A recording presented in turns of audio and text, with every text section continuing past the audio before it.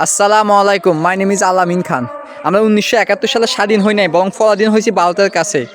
54টা বছর তারা আমাদেরকে শোষণ করে খেয়েছে। 2024 সালে 5ই আগস্ট আমরা স্বাধীন হয়েছি। একটা দল ছিল যারা মুক্তিযুদ্ধ আর রাজাকার নিয়ে খেলতে খেলতে 70টা বছর খেয়ে গেছে। যাদের 1971 সালে জন্ম হয় নাই তাদেরকে মুক্তিযুদ্ধ বানিয়ে দিয়েছে, আবার যারা 1971 সালে জন্ম হয় নাই তাদেরকে আবার রাজাকার বানিয়েছে। কত হাজার ভুয়া মুক্তিযোদ্ধা বানাইছে তা হিসাব করা যাবে। এখন মানুষের সামনে সত্যিটা প্রকাশ হয়ে গেছে। এখন আর মুক্তিযুদ্ধ রাজাকার খেলা এখন মানুষ আর খেলে না, আর এগুলো এখন বিশ্বাসও করে।